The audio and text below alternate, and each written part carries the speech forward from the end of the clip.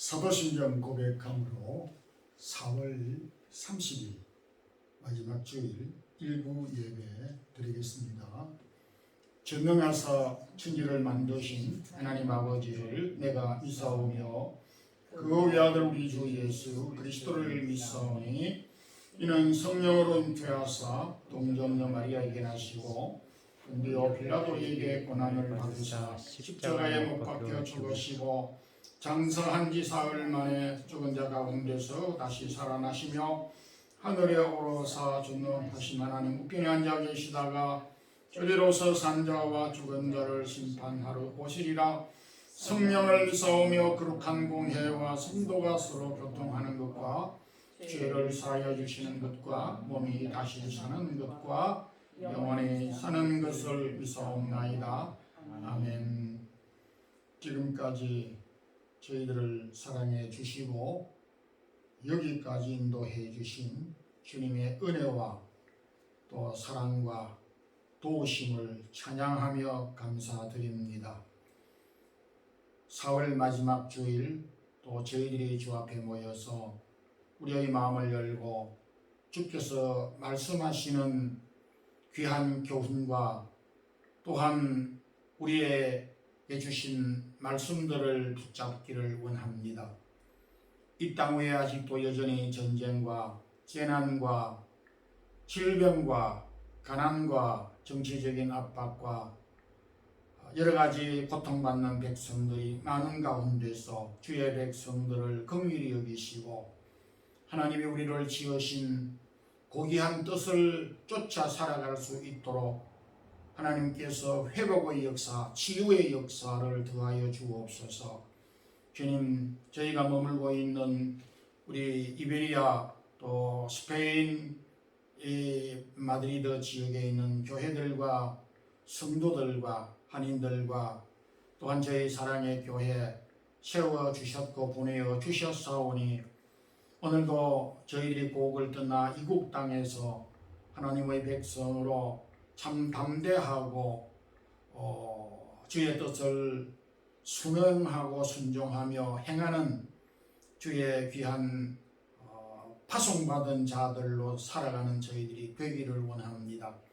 성도들의 경영하는 기업과 허락한 자녀들과 또 하나님께서 저희에게 주신 이 복음의 사명과 선교의 사명, 사랑의 실천의 이 고귀한 직분과 사역들을 잘 감당할 수 있는 저희 교회가 되기를 원합니다. 출타 중에 있는 성도들, 육신이 연약한 자들, 마음의 어려움과 무거운 짐을 지고 있는 자들까지라도 주께서 치유의 역사를 더딥혀 주시고 아직도 하나님을 알지 못하는 문 영혼과 심령들이 있사오니 주님 긍휼히 여겨 주옵소서. 오늘도 저희 마드리드 사랑의 교회에서 드리는 1부, 2부 예배와 어린 자녀들의 예배까지 하나님이 함께해 주셔서 심령에 담비를 더하여 주시고 은혜 충만하게 하여 주옵소서. 부족한 종 주께서 붙잡아 주셔서 합당한 말씀으로 전하게 해 주시고 녹음으로 영상으로 또한 대면으로 예배를 드리는 모든 성도들에게 큰 능력의 말씀을 잘 전달하고 은혜 받을 수 있도록 도와주옵소서. 예수 그리스도 이름으로 기도드리옵나이다. 아멘. 하나님의 말씀은 창세기 1장 26절에서 31절까지 합독하게 했습니다. 하나님이 이르시되 우리의 형상을 따라 우리의 모양대로 우리가 사람을 만들고 그들로 바다의 물고기와 하늘의 새와 가축과 온 땅과 땅에 기는 모든 것을 다스리게 하자 하시고 하나님이 자기 형상 곧 하나님의 형상대로 사람을 창조하시되 남자와 여자를 창조하시고 하나님이 그들에게 복을 주시며 하나님이 그들에게 이르시되 생육하고 번성하여 땅에 충만하라. 땅을 정복하라. 바다의 물고기와 하늘의 새와 땅에 움직이는 모든 생물을 다스리라 하시니라. 하나님이 이르시되 내가 온 지면의 씨 맺는 모든 채소와 씨 가진 열매 맺는 모든 나무를 너희에게 주노니 너희의 먹을 거리가 되리라. 또 땅의 모든 짐승과 하늘의 모든 새와 생명이 있어 땅에 기는 모든 것에게는 내가 모든 푸른 풀을 먹을 거리로 주노니 하시니 그대로 되니라. 하나님이 지으신 그 모든 것을 보시니 보시기에 심히 좋았더라. 저녁이 되고 아침이 되니 이는 6째 날이니라. 아멘.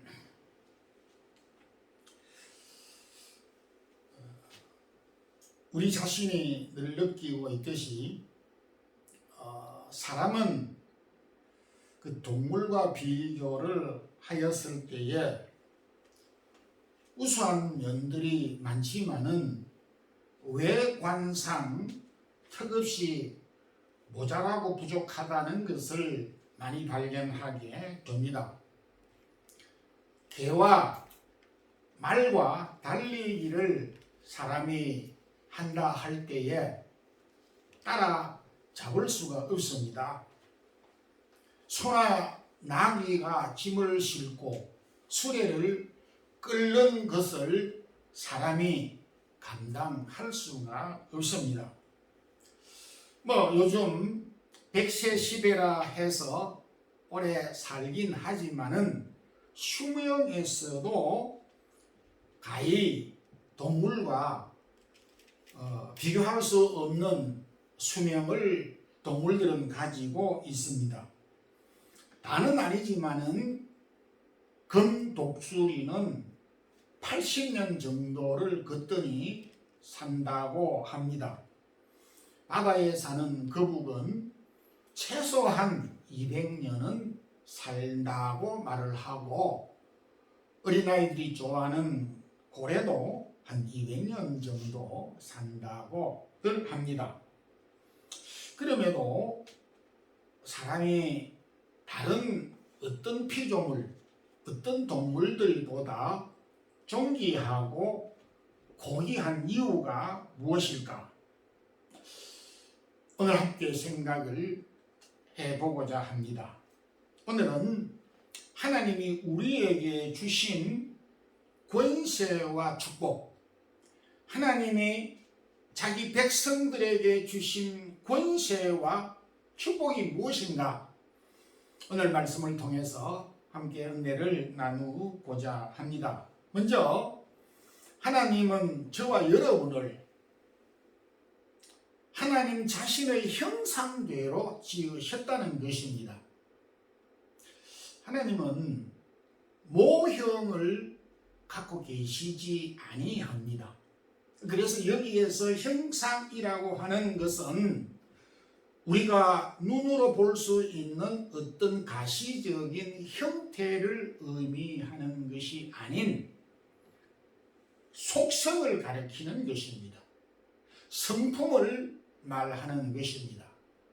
그러니까 하나님이 저와 여러분을 하나님의 형상대로 지으셨다라고 하는 것은 하나님이 가지고 계시는 성품, 그 성품을 저희들에게도 주셨다라고 하는 것입니다. 물론 신학적으로 하나님에게만 있는 성품이 있습니다.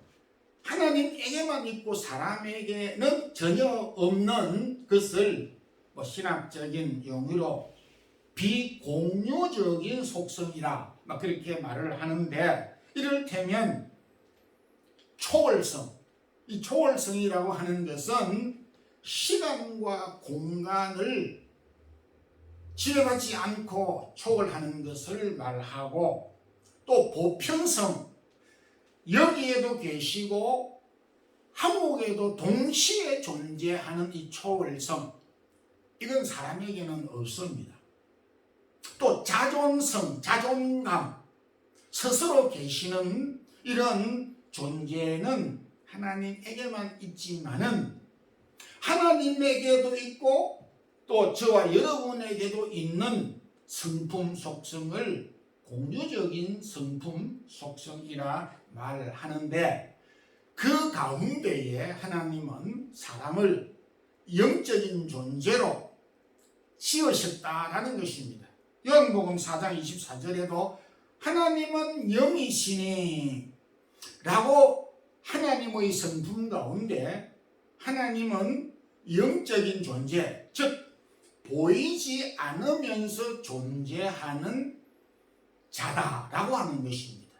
우리 사람도 보이기도 하지만은 보이지 않는 존재의 삶을 살고 있다라고 하는 것입니다. 영적인 존재라고 하는 것, 하나님이 사람을 영적으로 지으셨다라고 하는 것은 크게 다른 피조물, 즉 동물과 구별되고 비교되는 것입니다. 하나님은 짐승과 동물을 영적인 존재로 결코 짓지 아니하였습니다.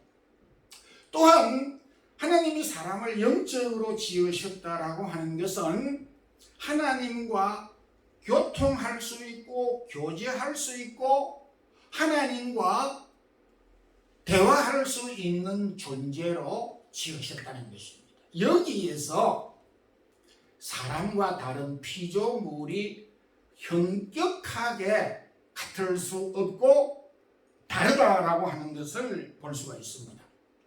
좀 더 구체적으로 말하면 하나님은 사람을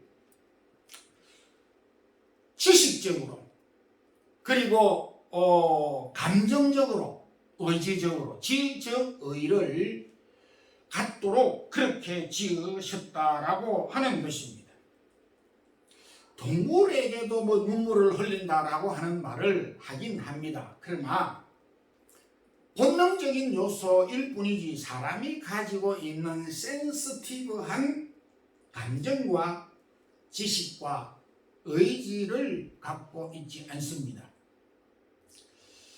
짐승들이 죽음을 안다 하는데 사람은 자기 죽음을 어느 정도 인지를 하고 있고 상황을 정확하게 판단할 수 있는 그런 지식이 있습니다.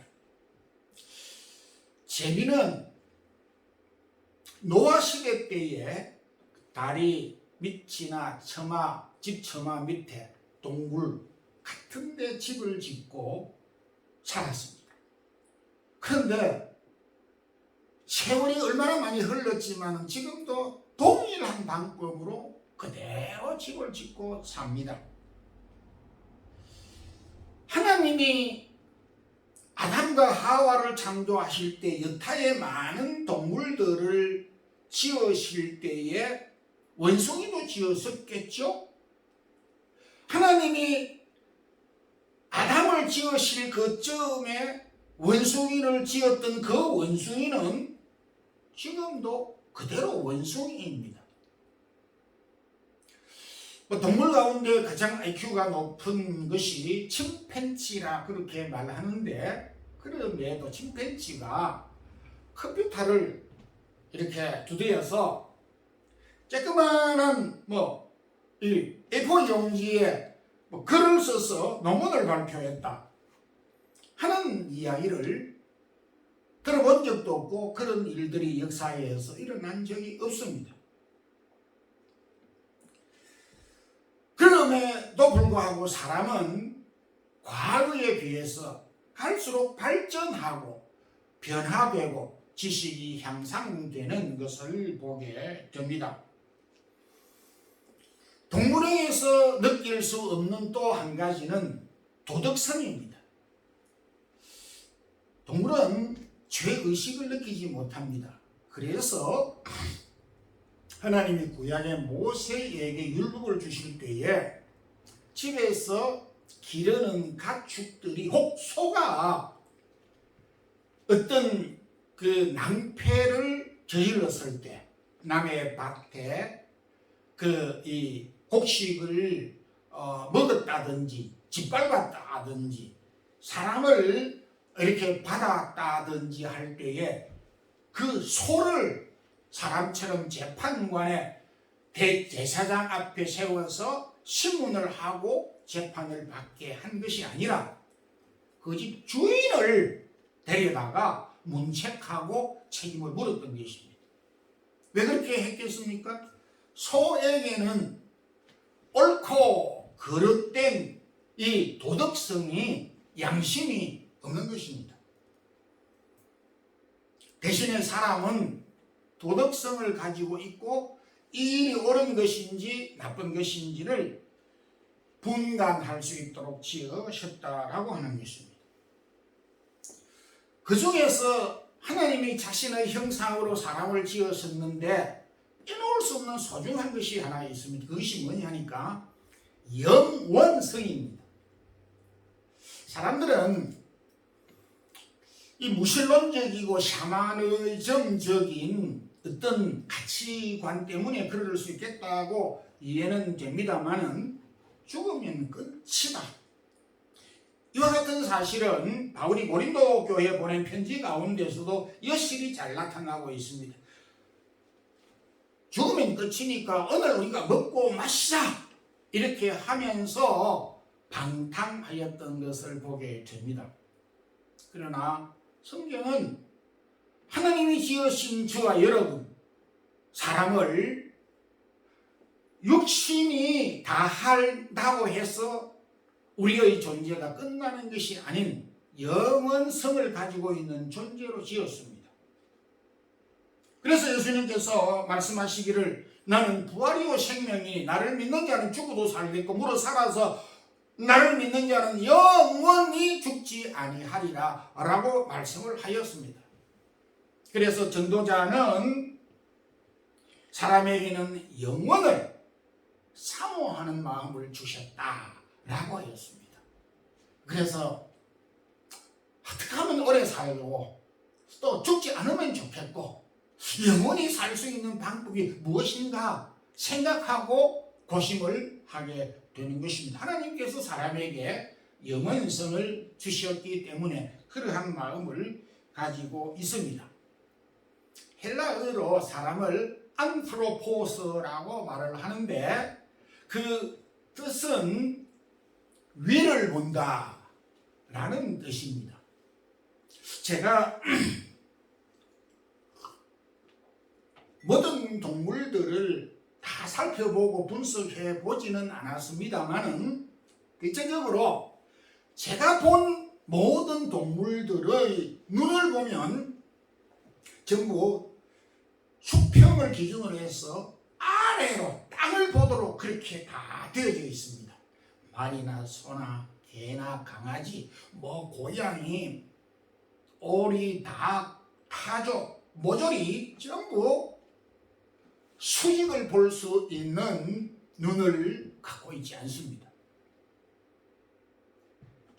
땅에 속한 존재로 지어졌기 때문인 것입니다. 그러나 하나님은 사람을 지으실 때 땅도 바라볼 수 있게 했지만은 위를 돌아서 360도를 다 볼 수 있도록 하늘의 저 높은 별들도 바라볼 수 있도록 하신 것입니다. 위를 바라볼 수 있도록 지으신 것입니다. 사람은 결코 길바닥에 굴러다니는 돌멩이나 이름 없는 잡초가 아닌 것입니다. 그래서 사람들은 자신의 가치를 느끼지 못해서 허무하다고 생각을 하고 허무주의를 노래하는 사람들이 있습니다. 사람들이 가치가 없다라고 생각했던 여러 가지 이유가 있습니다. 그것은 교육이나 철학 같은 데서 영향을 받았기 때문입니다. 무엇보다 이 종교적인 무속적인 이 신앙관에서 그런 사고를 얻고 가지게 된 것입니다. 저희가 학교 다닐 때에 지금부터 한 250년 정도밖에 되지 않았지만은 찰스 다윈의 진화론이 무슨 그야말로 획기적인 것처럼 온 세상이 찰스 다윈의 진화론 실공자가 되어져서 사람은 아메바에서 조금 고등동물로 해가지고 어쩌고 저쩌고 원숭이 같이 되고 침팬지까지 돼가지고 그래 몇만 년 지나가지고 오늘 걸어다니는 사람이 됐다. 소설을 써도 이런 소설은 없습니다. 모르니까 뭐 그럴 수 있다 생각하지만은, 그래서 찰스 다윈이 사람이 진화되었다라고 하는 것에서 그럼 사람이나 짐승이나 미물이나 뭐가 다를 것이냐? 사람의 조상이 족보가 원숭이라고 하면 그 원숭이를 누가 가치 있게 생각을 합니까? 그러니까 인간의 목숨을 파리처럼 생각하는 사고 방식이 생기게 될 수밖에 없는 것입니다. 하나님의 고귀한 성품으로 존재로 지었다라고 하는 가치관을 갖지 않을 때에 인간은 파리 목숨이 되는 것입니다. 지진으로 전쟁으로 하루에도 수만 명이 죽어가고 자빠지고 가난에 허덕이고 목숨이 파리 목숨과 같이 이렇게 소멸되고 있어도 눈 하나 깜짝하지 않는 것은 인간성이 가치가 소멸됐기 때문에 그러한 것입니다. 또 하나는 뭐 오래되지는 않았습니다만은 칼 마르크스의 유물론적인 사고방식입니다. 하나님이 어디 있어? 없어. 눈에 보이지 않는 것 인정할 수 없어. 사람이 뭐야? 사람은 몸뚱아리밖에 없어. 죽으면 끝이야. 그러니까 사람의 존재가 물질이다. 정신세계, 영적인 존재의 세계를 깐그리 무시해버렸습니다.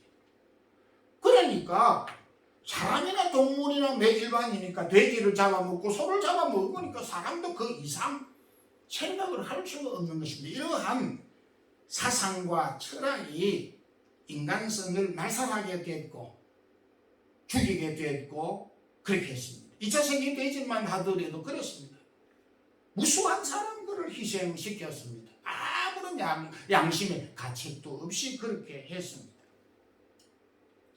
결코 우리의 사람은 동물과도 다르고 하나님 자신의 성품으로 영적인 존재로 지정의를 가진 존재로 양심을 가진 존재로 영원한 존재로 하나님이 지으셨다는 것을 알고 우리의 존재가 참 고귀하다라고 하는 것을 알고 타인의 소중함과 동시에 자신의 목숨도 소중하게 생각을 하면서 살아가야 되는 것입니다. 하나님이 우리를 지으실 때에 시편 8편 5절에는 하나님보다 조금 모자라게 못하게 지으셨다. 그 정도로 영광과 존귀한 모습으로 지으셨다라고 하는 것을 알고 우리의 존재, 우리의 자신의 자긍심을 가지고 감사하며 사는 우리 성도들이 되기를 소망합니다. 오늘 이 말씀은 하나님은 우리에게 모든 만물을 맡기셨다 라고 말씀을 하고 있습니다. 29절을 보게 되면 내가 온 지면에 있는 이렇게 말씀을 하시면서 모든 것을 너희에게 주노니 30절에는 먹을거리로 주노니 라고 이렇게 말씀을 하였습니다. 하나님이 이 모든 만물을 창조하시고 우주부터 지구에 있는 동물과 생물 모든 채소와 곡식을 지으시고 난 다음에 하나님이 사람에게 너희에게 주노니 너희의 양식으로 주노니 너희의 먹을 반찬거리로 주노니 우리에게 주셨습니다. 이것은 맡기셨다라고 하는 것입니다. 우리가 여기에서 알아야 될 것, 제가 자주 종종 말씀을 하십니다마는 하나님은 창조주 주인이십니다. 이 모든 우주의 주인은 하나님이십니다. 대신에 하나님은 사람에게 창조하신 이후에 그것을 맡기셨던 것입니다. 시편 24편 1절에 땅과 거기 충만한 것과 세계와 그 중에 거하는 자가 다 여호와의 것이니라 이렇게 말씀을 하고 있습니다. 모든 것이 여호와의 것이다. 그런데 사람에게 그것을 위탁 맡기셨다. 이것을 우리는 청직이라 그렇게 표현을 하고 있습니다. 지금 우리가 사용하고 있는 것이 크든지 적든지 보이는 것인지 보이지 않는 것인지를 막론하고 시간과 에너지와 지식과 능력, 이 모든 자원들은 하나님이 우리에게 맡겨 우리가 관리하도록 해 주신 것이다 라고 하는 것입니다. 하나님이 우리에게 맡겨 주신 것을 우리가 책임 있게 감당하는 것을 사명이라 그렇게 말을 하고 있는 것입니다. 하나님이 우리에게 맡긴 것이 얼마나 많은지 모릅니다. 그것을 발견하는 것이 중요하고, 발견했을 때 그것을 맡긴 것을 책임성 있게 감당해가는 이 사명감의 자세가 우리 모두에게 소중하다라고 하는 것입니다. 하나님은 남편들에게 이렇게 말씀합니다.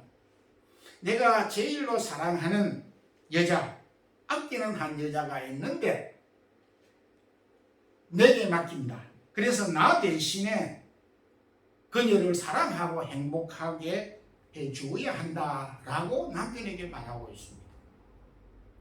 아내에게 하나님은 내가 세상에서 가장 소중하게 생각하는 한 남자를 당신에게 맡겼으니 당신이 사랑하고 아끼고 그리고 잘 섬기고 그렇게 감당해야 한다라고 말씀하고 계십니다. 하나님은 부모에게 말씀합니다. 가장 예쁘고 가장 귀여운 아들과 딸을 너희 부부에게 맡겼으니까 이 사랑하는 아들과 딸을 나 대신에 너희 부부가 잘 양육하고 하나님의 자녀로 하나님의 백성으로 잘 키우고 건강하게 양육해야 한다라고 우리에게 맡기셨다는 것입니다. 무슨 말씀을 그리 하십니까? 배 아파서 나왔는데 내가요? 이렇게 말을 할 수가 있을 것입니다. 그러나 시편 127편 3절에 보게 되면 보라, 자식은 여호와께서 주신 선물이요 라고 말씀을 하고 있다는 점에 대해서 우리는 이 말씀을 분명히 기억을 해야 합니다. 물건을 만드는 사람에게 이렇게 말씀을 하고 있습니다. 내 대신에 당신이 물건을 만드는 일을 맡았으니까 내가 이 물건을 만드는 것처럼, 내가 이 물컵을 만드는 것처럼 당신이 기술을 동원하여서 이 물건을 만들어서 쓰는 사람으로 하여금 하나님의 이름이 나타나고 하나님의 존재가 드러나도록 잘 만들어서 그렇게 하라. 물건을 만드는 사람이 그렇게 말씀을 하고 있습니다. 공부하는 학생들에게 이렇게 말씀하십니다. 내가 너희에게 지식을 주고 너희에게 지혜를 주었으니까 내가 너희에게 맡긴 이 학문을 열심히 부지런히 갈고 닦고 공부를 하여서 하나님께서 하시고자 하는 그 뜻을 너가 잘 나타내도록 하라. 이렇게 우리에게 말씀을 하고 계시는 것입니다. 하나님이 우리에게 맡긴 일터, 가정, 우리에게 주신 믿음, 우리에게 주신 탤런트, 이 모든 것들은 우리 스스로에게서 발생된 것이 아닌 하나님께서 우리에게 주시고 맡기신 것입니다. 마태복음 25장에 탤런트를 맡긴 주인이 나중에 계산을 하고 결산을 하듯이 우리 하나님께서도 반드시 결산을 하게 되신다는 것을 우리는 기억해야 되는 것입니다. 그래서 착하고 충성된 종아 잘했다 라고 하는 칭찬을 받아야 되는 것입니다. 내 것이다 라고 생각을 할 때 우리는 청지기의 사명을 감당할 수가 없습니다. 내가 맡은 그 일에 대하여서 최선을 다하기 어렵습니다. 그래서 성경에는 맡은 자들에게 구할 것은 충성입니다. 하나님께로부터 맡은 것에 대한 맡은 자에 할 수 있는 한 가지는 최선을 다해서 땀 흘려서 충성하는 것이다 라고 말씀하였습니다. 성도 여러분, 하나님께서 나에게, 우리에게 맡기는 것이 헤아릴 수가 없이 많습니다. 그 많은 것들을 적다, 많다, 크다 비교의 대상이 아니라 맡겨주신 맡은 그 분야에 대하여서 최선을 다하고 충성을 잘 하는 그런 성도들이 되기를 소망합니다. 그리고 하나님은 우리에게 이 모든 것을 맡겨주셨는데 그냥 내가 알아서 하고 그렇게 하라고 우리가 말씀하시지 아니하시고 정복하고 다스리라 하는 권세를 주셨습니다. 이것은 축복인 동시에 사명인 동시에 또한 권세인 것입니다. 이것이 같이 포함되어 있습니다. 이거를 잘할 때에 축복이 되고 이것을 잘할 때에 잘할 수 있어야 되는 책임도 나한테 있는 것이고 이 일을 할 수 있는 능력과 힘을 동시에 주셨기 때문에 특권이기도 하다라고 하는 것입니다. 28절을 보게 되면 하나님이 그들에게 복을 주시며 그들에게 이르시되 생육하고 번성하여 땅에 충만하라. 이 그들이라고 하는 것은 포괄적으로 모든 피조물들에게 가리키는 것입니다. 여기에서는 동물, 식물, 모든 피조물, 사람들도 포함되어 있습니다. 그래서 일반적으로 모든 피조물들에게 하나님이 주신 축복은 생육하고 번성하고 충만한 축복을 주셨습니다. 여기 생육, 번성, 충만이라는 말을 어렵게 설명할 필요가 없습니다. 하나 더하기 하나는 둘, 하나 곱하기 셋은 열, 둘이 넷이 되고 넷이 열이 되고 열이 백이 되고 백이 천이 되고 천이 만이 되는 그것이 바로 생육이고 번성이고 충만하는 것입니다. 하나님은 모든 피조물들에게 이렇게 생육, 번성, 충만하는 축복을 주셨습니다. 다양한 일이 아닙니다. 농부들이 땅이 얼어있는 이 논밭을 갈아서 씨를 뿌리는데 뭘 믿고 굶주리면서 간직해 놓았던 그 알곡을 땅에다가 다 어린아이들 같으면 왜 그걸 버립니까? 이렇게 보여질 수도 있는 것을 땅에 던집니까? 하나님이 생육하고 번성하고 충만하는 법칙과 약속을 주셨기 때문에 그걸 믿고 뿌리는 것이죠. 10개를 뿌렸는데 10,000개를 거두고 1,000개를 심었는데 100,000개를 거두는 생육번성하는 축복을 하나님이 피조물들에게 주셨습니다. 바다에 있는 그 어부들이 배 하나 딸랑, 그물 하나 딸랑 가지고 나가서 던지면 만선을 거두오는 것과 같이 그렇게 잡아먹어도 그렇게 다 훑어도 바다는 계속해서 채워지고 있습니다. 사람은 먹기만 하고 바다의 고기를 키웠다 하는 소리를 듣지 못했습니다. 바다에 있는 고기를 걱정해서 우리가 요즘에는 흉내를 내지만은 말은 그래 하죠. 이 대기 오염을 없애야 된다. 노력은 무슨 노력입니까? 안 하면 되는 건데. 그런데 하나님은 이 생육과 번성과 충만의 법칙을 피조물들에게 약속했기 때문에 하나님이 우리에게 풍성한 삶을 약속을 해 주셨다는 것입니다. 그런데 다른 모든 피조물들에게 사람도 포함이 됩니다. 생육, 번성, 충만하는 것도 동물의 세계에, 이 자연의 세계에도 포함되지만 사람에게도 포함됩니다. 그래서 결혼을 해서 자녀를 낳는 것도 이 법칙 가운데 하나입니다. 그럼에도 다른 여타의 피조물과 구별되는 권세와 또 다른 축복은 정복하고 다스리라고 하는 이 두 가지, 크게 보면 그게 하나라고도 볼 수 있지만은 이 부분은 소돼지 개에게 주신 약속이 아닙니다. 오직 사람에게 정복하고 다스리라는 축복과 권세를 주신 것입니다. 이것이 동물과 다른 피조물과 구분되는 것입니다. 하나님은 개에게 다스리라, 그리고 정복하라, 이런 말을 주지 않았습니다. 그래서 원숭이가 다스리는 세계가, 소가 다스리는 세계가, 어린아이들이 좋아하는 만화 세계에 원숭이가 다스리는 나라가 있긴 하더라마는 동물들이 다스리는 세계가 없습니다. 왜? 권세를 주지 않았기 때문에. 하나님이 사람에게 이런 권세를 주었으니까 사람들이 이걸 잘못 사용해서 남용하는 경우를 많이는 볼 수는 있습니다. 하나님이 닭을 먹이는 직업을 나한테 주었습니다.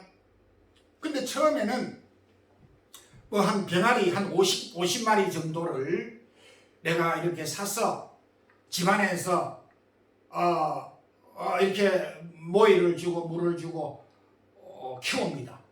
근데 이 병아리가 금세 자랍니다. 제 스스로 밖에 나가서 곡식도 주워 먹고 이래가지고 이제 어느덧 한 6개월이 되기로 어미 닭이 나와가지고 암탉은 달걀을 낳고, 그러다 보면 이 달걀들을 또 그 어미 닭이 품어가지고 금세 한 암탉이 또 한 12개, 15개 정도 병아리를 품고 이래가지고 한 1년 되면은 50마리가 200마리가 되고 300마리가 되는 것입니다. 이게 2, 3년 되게 되면은 1000마리로 확대되는 경우들이 있습니다. 이렇게 하나님은 생육하고 번성하는 축복을 주셨는데, 동물들에게 주셨는데, 사람들이 이걸 관리를 해야 된다는 거죠.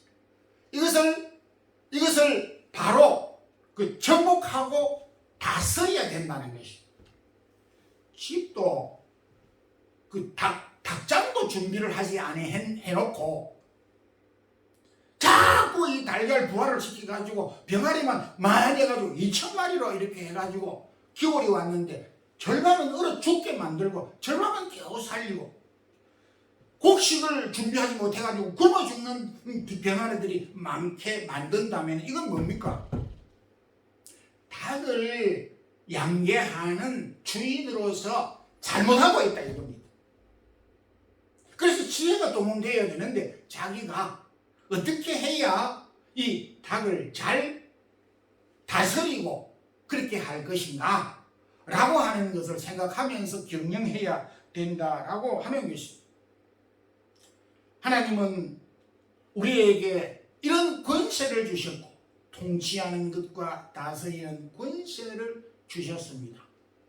그런데 반대로 다스리고 통치하는 권세를 주셨음에도 불구하고 거꾸로 해서 우리에게 맡긴 것을 오히려 섬기고 맡긴 그것에 대해서 종노릇하는 경향이 있는 것입니다. 로마서 1장 25절에 그들이 하나님의 진리를 거짓 것으로 바꾸어 피조물을 조물주보다 하나님보다 더 섬김이니라. 이게 어느 시대에나 있었습니다. 하나님이 우리에게 우리의 양식으로, 우리의 생활 수단으로, 우리의 복지로, 우리의 기쁨과 즐거움과 하나님 백성들의 풍요를 위해서 주신 선물을, 그것을 하나님보다도 더 높은 위치에 두면서 섬기고 있다라고 하는 것은 하나님이 기뻐하지 않는 것입니다. 제가 과거 시에라레온에 자주 내왕을 하면서 한인교회를 이렇게 설립을 하고 그랬던 적이 있었습니다. 영국이 아프리카 시에라레온을 정복하였을 때에 여러 아프리카 지역보다 시에라레온의 특산품은 다이아몬드가 많습니다. 지금도 많이 생산이 되는데 영국에서 주로 많이 관리를 지금도 하고 있습니다. 영국 사람들이 원주민들에게 원석, 다이아몬드 원석 큰 돌덩이를 이렇게 가지고 오면은 거기에 해당하는 크기대로 빵을 그리고 먹거리를 이렇게 주면서 바꾸치게 했습니다. 그러면 이 원주민들은 뭐 그 뭣도 모르고 큰 다이아몬드 원석을 막 그냥 수레에 뭐 등에 손에 들고 와서 가지고 와서 그 크기만 한 이거는 안 돼, 이거 필요 없어 이렇게 해가지고 이런 것을 가지고 와야 돼 하면서 가지고 오실 때에 땅으로 바꾸어 줬어. 무슨 그런 거짓말 같은 이야기를 하느냐 하지만은 40, 50년 전만 해도 이런 일들이 있었습니다. 지금 우리가 생각해 보게 되면 참 바보들이다 라고 말을 할 수밖에 없습니다. 그런데 오늘 바보짓을 우리 인간이 지금도 하고 있는 것입니다. 하나님이 우리에게 양식으로 주셨던 소를 섬기고 있습니다. 저 인도라고 하는 나라는 소를 신으로 섬깁니다. 문명이 최고로 발달된 일본의 신이 무려 800만 개가 된다고 합니다. 한 가정에 신이 하나가 있다고 보면 됩니다. 일본에. 그 신들, 그들이 섬기는 신들 가운데는 오만때만 가지가 다 있습니다. 하나님 아닌 다른 피조물들을 정복하고 다스려야 되는 권세를 우리에게 주셨는데 사람들은 그것을 하나님 이상으로 섬기고 있는 것은 잘못한 것이다. 하나님은 결코 우리에게 주신 이 피조물들을 종이 되고 다스림 받는 것을 원치 아니하는 것입니다. 하나님은 저와 여러분에게, 특별히 하나님 자녀 백성들에게 자신의 형상대로 우리를 지으셨다고 하셨습니다. 그리고 하나님은 모든 피조물들을 우리에게 맡겨섰습니다. 그리고 그것을 정복하고 다스리라고 말씀을 하셨습니다. 하나님이 우리에게 주신 능력과 권세를 바르게 사용하는 그런 성도들이 되기를 주님 이름으로 축원합니다. 기도드리겠습니다. 주님 감사합니다. 오늘도 귀한 성의를 주셔서 참 우리 인간이 너무나 고귀한 존재라는 것을 말씀을 통해서 다시 확인할 수 있도록 해주심을 감사합니다. 참으로 존귀한 하나님의 형상으로 저희를 지으셨사오니 오늘도 우리가 존귀한 자로 살아가는 저희들이 되게 해주시고 하나님 우리에게 맡긴 일터와 가정과 우리에게 허락한 모든 소유권과 물건들도 잘 통치하고 또한 다스릴 수 있는 능력과 지혜를 더하셔서 이 주신 것들을 통해서 하나님의 이름을 증거하고 나타내는 귀한 삶을 사는 우리 모든 성도들 되게 하옵소서. 몸과 마음과 시간을 드리는 주의 사랑하는 성도들이 있습니다. 다음 또 5월 첫째 주일 어린이 주일을 맞이하여 교회가 함께 또 야외에서 예배를 드리는 야외 소품을 가리고 하는 일들까지 기억해 주옵소서. 주 예수 그리스도의 크신 은혜와 하나님 우리 아버지의 무한하신 사랑과 성령의 교통하심이 하나님이 우리에게 주신 권세와 축복을 잘 감당하기를 소망하는 우리 모든 성도들 가정과 허락한 자녀들 머리 위에 이제부터 영원토록 함께 있을지어다. 아멘.